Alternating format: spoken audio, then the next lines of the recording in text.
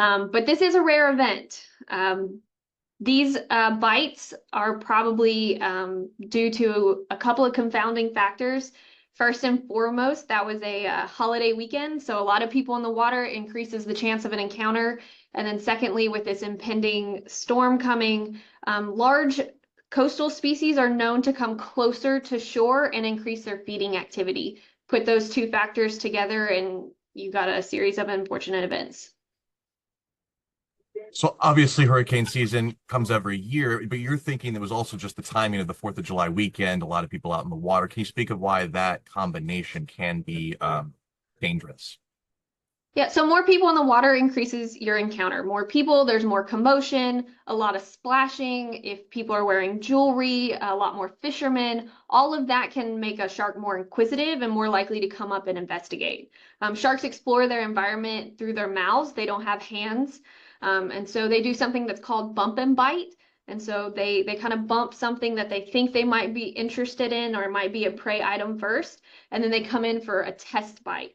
That's likely what happened here, case of mistaken identity, especially since the shark didn't come back to those individuals. I know there were multiple individuals, but that shark didn't come back to each individual person a second time. That really does speak to it being a test bite.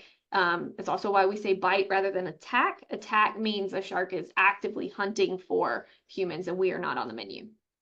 And going back to the relationship with the weather, it's kind of almost analogous to the way humans prepare for before a storm hits. They go out and you're saying the sharks are doing this in anticipation of the storm coming?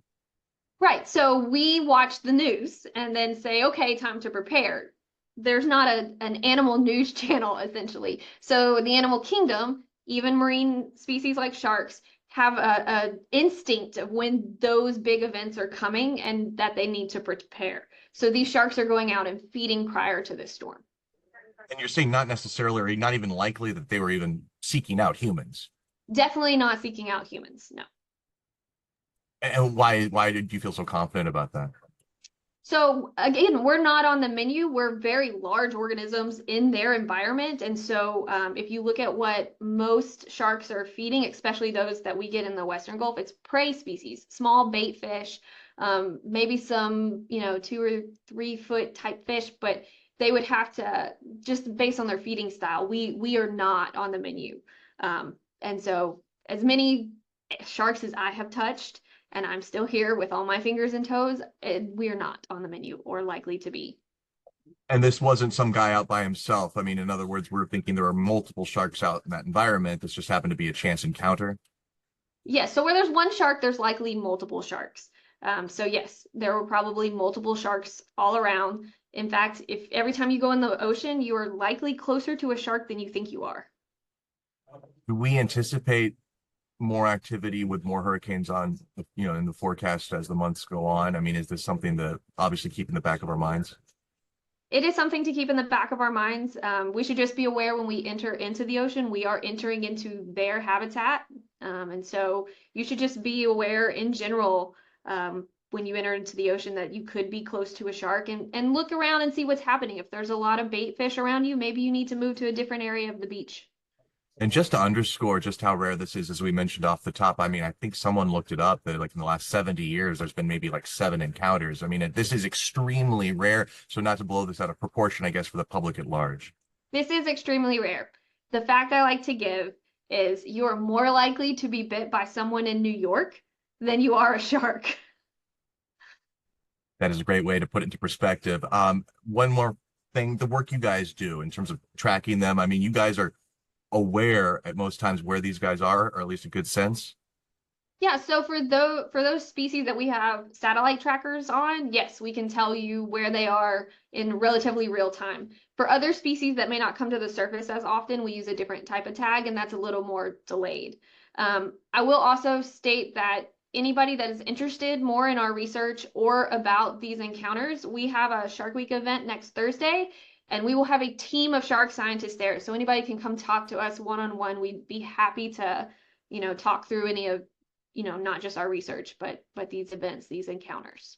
And is there any sort of difference in terms of the types of sharks that are more likely to come closer to the shoreline, or is it really just could be any of them? And we don't even really know the ones yesterday, what they were. The ones yesterday were likely a larger coastal species just from the videos that I had seen. Um, on a day-to-day basis in the summer, it could be any type of shark. Right now, with the impending storm, it's likely larger species are coming closer to shore. Smaller coastal sharks tend to go deeper during major disturbances. They're more likely to be pushed around by the waves in the water than a larger species. Anything else you think people should keep in mind when they're out enjoying the beach? You know, there are things you can do to help minimize a counter. Don't swim near someone that's fishing. Try not to wear flashy jewelry or metallic swimsuits. And just be aware that when you enter the ocean, you're entering into their habitat. And so just be aware of your surroundings. Okay, well, I think we about covered it. Just one final question before I go, and I asked this at the beginning, but I just want to make sure I get the full scope of this. You heard this news yesterday, and your first thought was, My first thought was about the individuals and the family and just how painful that is to be celebrating a holiday and have this happen. My second, as a scientist that studies sharks, is that this is such a rare encounter. And then to have that many bites back to back, what could be the cause? And so that's when we started looking into some of this research and noticed that they could have increased activity around the hurricanes. also, I forgot to mention this part, that it's likely more than one shark. The bites were probably not from the same rogue shark. Yeah, we don't have a way to determine exactly if it was one or many. I would probably lean toward there were many in the area, but whether the culprit is a single or multiple, I can't answer that.